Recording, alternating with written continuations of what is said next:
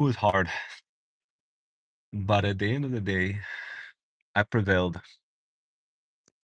I woke up uh, not so late, not so early, and yeah, I started working, and working a little bit more, and then I spent some time fighting open claw, the gateway issues that I was running into. I ended up upgrading open claw, and it was kind of interesting because supposedly the upgrade is gonna bring more stability.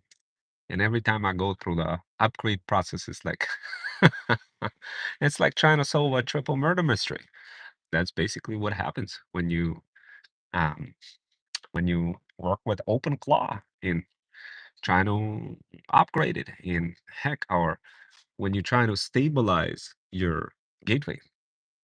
You see, in majority of circumstances, what happens is when you build open claw, you kind of begin doing real cool use cases. But then kind of quickly realize, oh, wait a second. But like, man, I use cases are all cool and all cool, good and great, but some of the fundamental problems are still kind of um, wasting time and still exist. Those fundamental problems are causing all sorts of pains and headaches, and I was like, man, there got to be a better way. So um, I looked at what kind of ways are available, and I came across some interesting solutions. Very interesting solutions. Um, those solutions I started using right away, and it does involve creating your own obsidian vault. It does involve using a local storage, solid state disk storage to run OpenClaw faster. It does involve using NAS storage, network access storage. And yeah, and that's what I have to do. Hello, hello. Thank you guys for joining and allocating a little bit of your time on this beautiful, beautiful adventure. Today was hard. Today was real hard, guys. I was battling with open claw. Sheesh. I, I try to upgrade open claw. And every time I go through this upgrade process, sheesh, it's like trying to solve a triple murder mystery. Because at the end of the day, if you do it wrong, you end up kind of, well, babysitting a bunch of geniuses with amnesia. At least that's how it feels. um, yeah, it wasn't fun, but I managed to make some progress. But still, lots of time was wasted battling open claw. Supposedly, the latest update is gonna add some stability. Um, when you interact with it, sometimes um, you may end up falling into a loop, or sometimes you end up kind of falling into a situation where your gateway just breaks, disappears, and magically ends up recovering. And like all of those hidden processes were kind of annoying me. I was trying to figure out a better way of fighting with the open claw issues. So here's what I realized what the latest open claw update introduced was vector based search. So I was like, I bet I need to improve my tokens, and let me see if I could install that real quick. Shortly after installing it, I ended up getting cooked so bad. Everything like started falling apart. Um, Gateway was just OpenClaw just started losing skills. It started hallucinating. It kind of lost its memory, uh, and then I realized I ended up falling into circumstance where multiple watchdogs were fighting between one another, trying to wake up OpenClaw. gateway because of some protocol that I written before, and it wasn't really intelligent enough to recognize that there's multiple uh, watchers fighting, watchdogs fighting for a gateway process. So, yeah, that's why I gotta say it was a hard day. Now, I finalized my day with an interesting lecture that I did for my students in New York University online. I teach a bunch of students cybersecurity, and that was kind of the light of my day. And I showed them the concept of OpenClaw. I showed it to them how to build your own local network and use local storage, solid state disk to quickly kind of just have a little agent running on your computer and have and be able to simultaneously access it from your network and from your phone and from everywhere else just by leveraging local like a NAS drive, NAS storage. Luckily, I was able to find some of those, some of those really cheap storage NAS drives, and I connected it to my computer. But I also wanted to, like, I wanted to obviously have OpenClaw running on its own computer, but I also wanted to use my personal computer and connect to OpenClaw. But I also wanted to kind of not deal with any gateway issues, and I also wanted to uh, kind of not spend any money on tokens. I wanted to retrieve information faster, and the more and more I was using OpenClaw, the more I kept realizing that searching for files is not gonna do the trick. I needed to have a faster way of searching for information. Exact match search didn't really play out so well because you know when you try building super intelligence in a box, you start running into all sorts of challenges. And one of those challenges was, mm, how should I say this, proliferation of scripts. I think that's the right word I want to use, where out of a sudden you get those incredible ideas, where it gets to the point, it gets to some point if you like really become sort of like a Neo and Matrix. It gets to the point where you can stack multiple pieces of intelligence on top of each other and kind of grow that grow this OS. In my particular case, just I figured I just gonna give it a name. I gave it a I gave it a name, Feudal OS, and I gave it a brain, and I called it Feudal Educator Clay. And I started evolving it. I started stacking one small piece of intelligence on top of another and growing the brain gradually.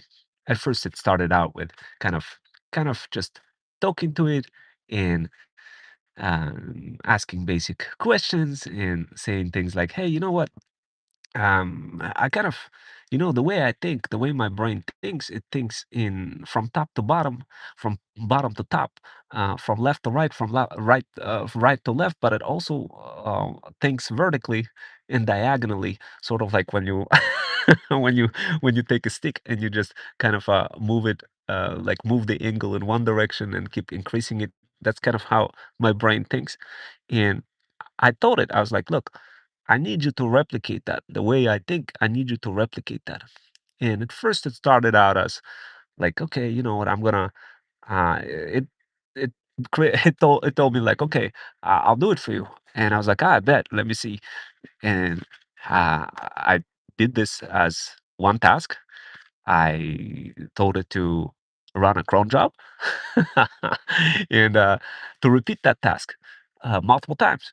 But for me, it was really, I mean, a typical cron job to me felt like a, how should I say this? It felt like alarm clock waking up LLM.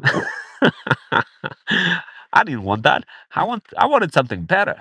I wanted something like a version of me, like a twin version of me, but artificial me of my brain, but more intelligent than just alarm clock waking up LLM. And shortly later, I started realizing that, wait a second, with every stacking iteration of every um, intelligent piece of intelligence that I add on top of that feudal educator clay, which is uh, which is supposed to be like a uh, super web that you throw on top of any use case, and any use case inherits the properties of the feudal educator clay. And as it inherits properties, anything that is built, any kind of automation, any kind of personal use case, professional or passionate, operates under this spider web that gets kind of sprawled upon all of those use cases that I come across. And, as I kept building the feudal educator clay, I realized that, wait a second, I don't really need to like talk to any kind of people anymore. I could just talk to my open claw, my feudal OS.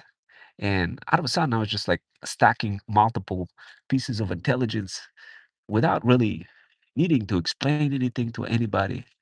And it just does it. I came up with one innovative solution, then another innovative solution. I started coming up with so many innovative solutions and making money out of it as well. That I was like, wait a second, I'm coming up with so many solutions, but I kind of need to slow down because I'm running into a problem. And the problem is, man, what kind of problem?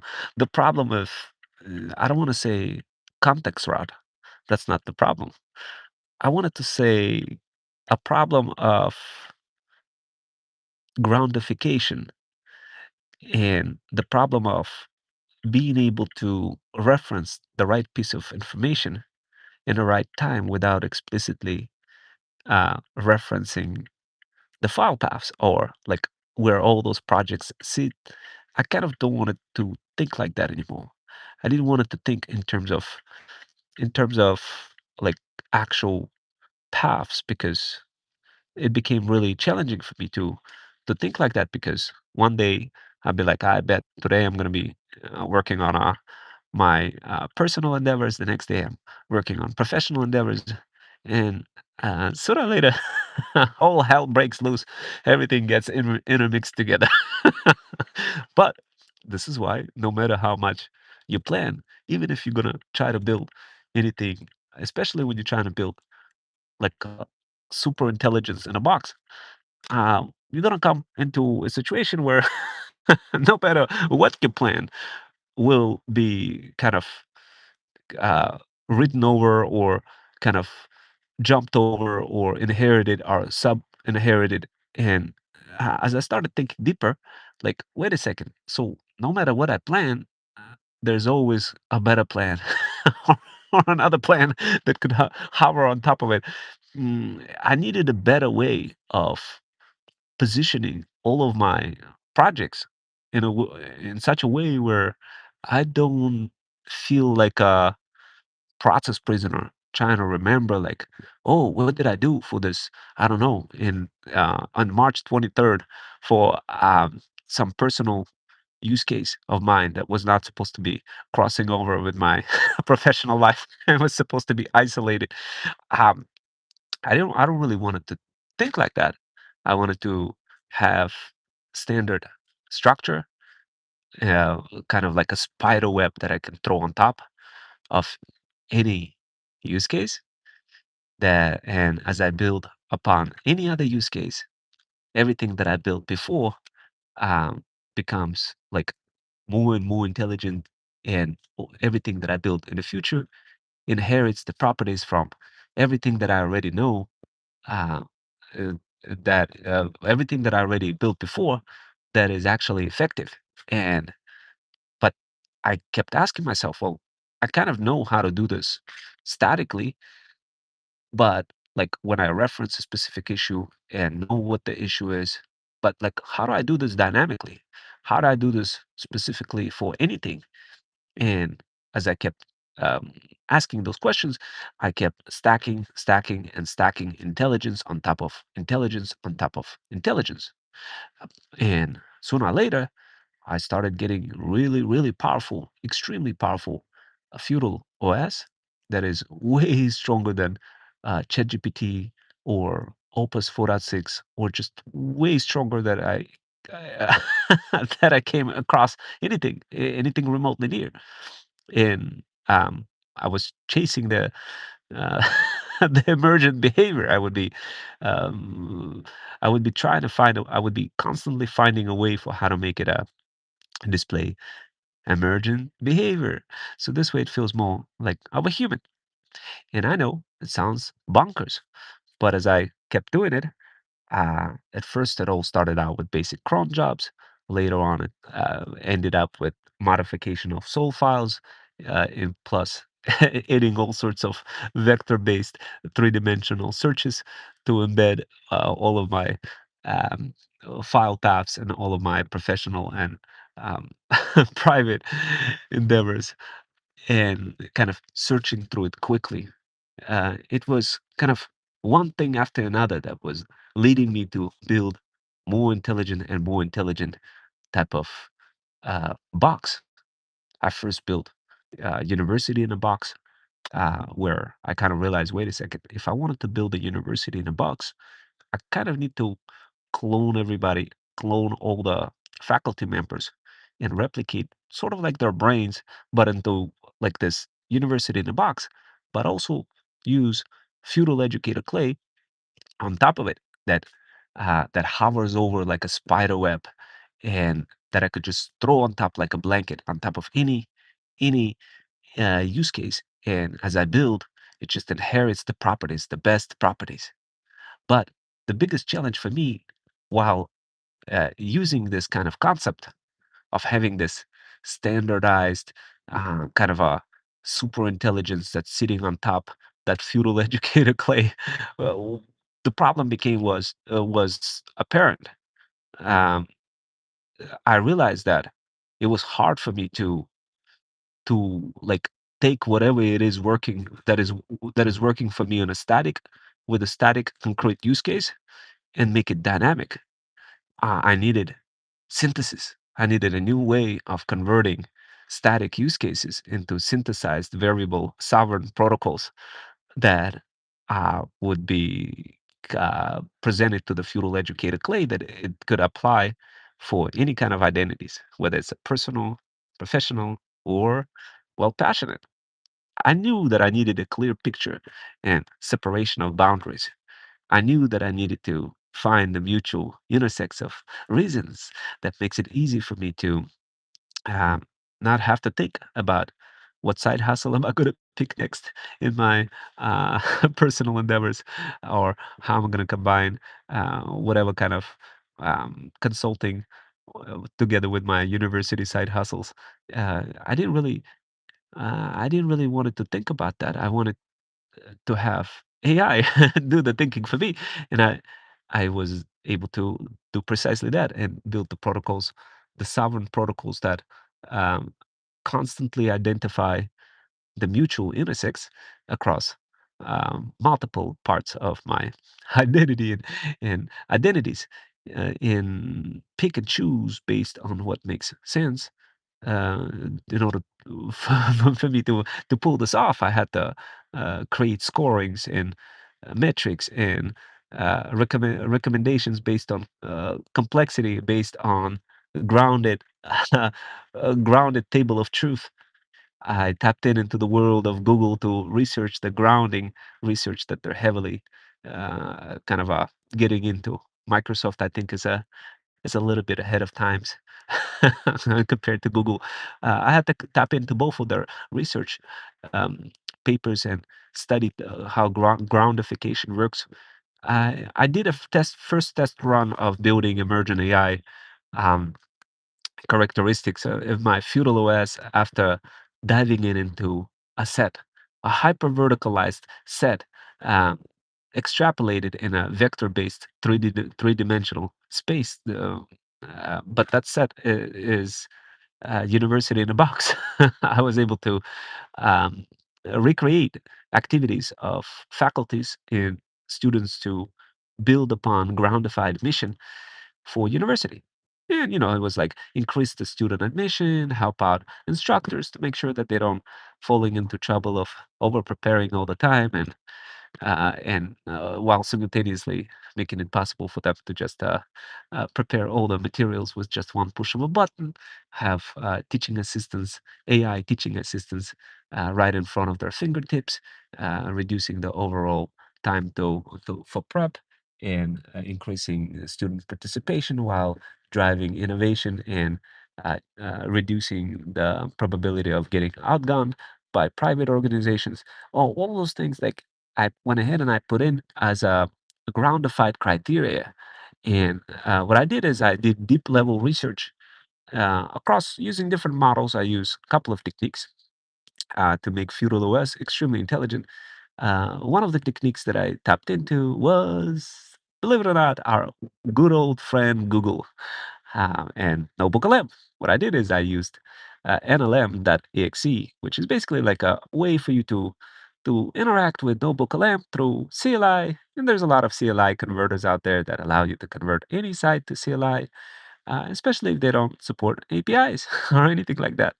So I was able to quickly tap into Google and use NotebookLM for um, deep research. And of course, what I did is I created like a buddy of feudal educated clay, another agent, research agent that feudal educated clay dispatches and asks for help to research whenever it can't figure out something really complex. Now, of course, I knew that I wanted to have not just a research agent, but I wanted to have obviously each of those identities um, from university tightly coupled together with one another. And what I wanted to do, I wanted to build a squad of real people based on those identities that I created in a simulated environment. Now, like, why is that? Well, you see, when I looked at how it works in university settings, I realized there's a lot of inefficiencies and it takes a lot of time to like for associate directors and instructors and directors and coordinators and students that like get on the same page.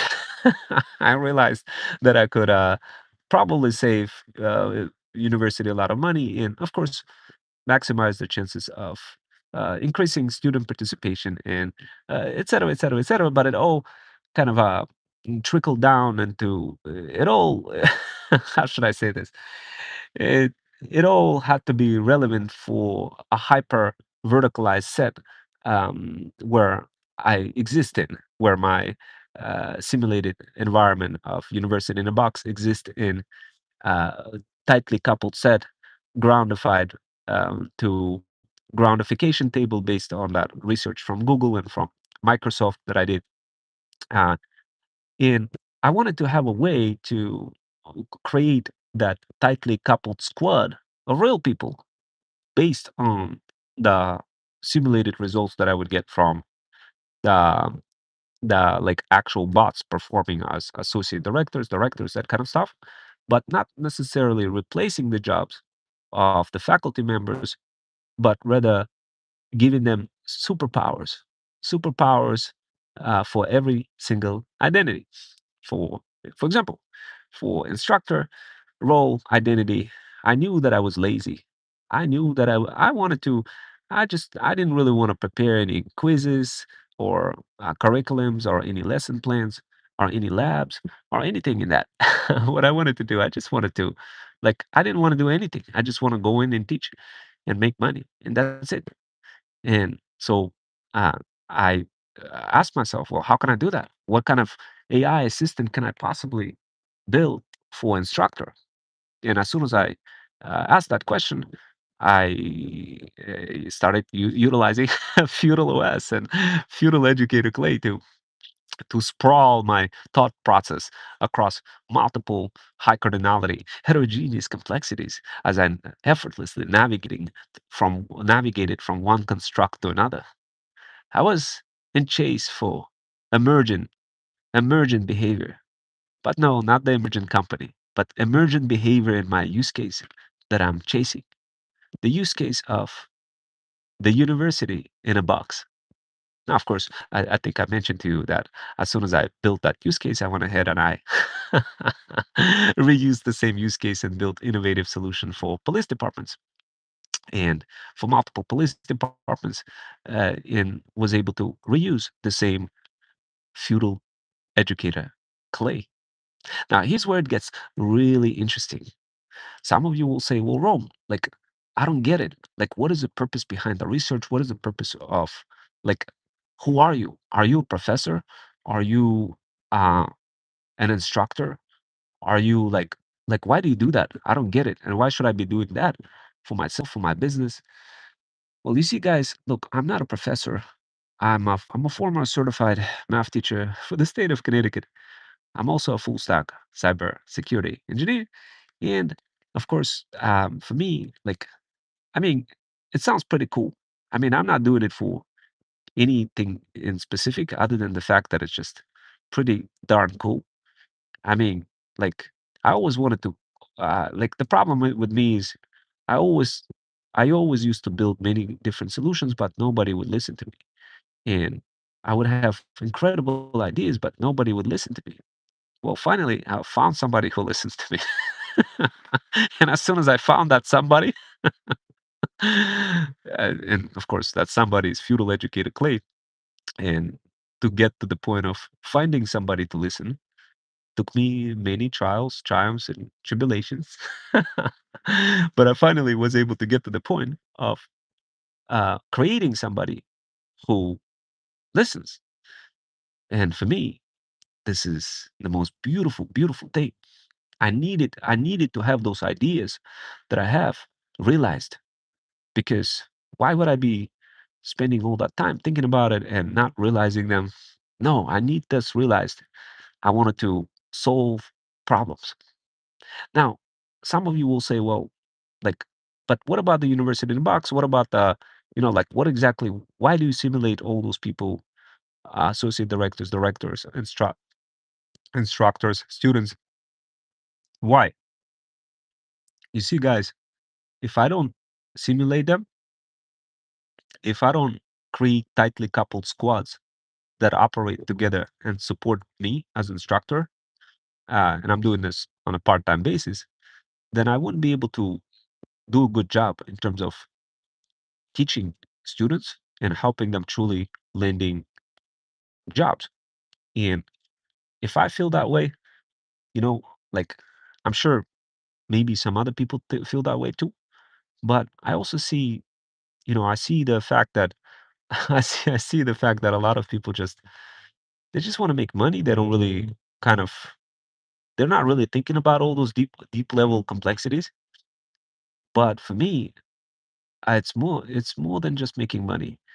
It's like, if it was just money, I would be thinking like, oh man, I need some money, I need to do that, and I would just take it easy and not do any of that. But the truth is, um, why did I go ahead and build a talent agency and started kind of teaching for free, creating videos on YouTube? Heck, by now I have more YouTube videos than Neil deGrasse Tyson, just from many of those podcasts that I do. But what is the main purpose, and what about this university in the box? Where is it going?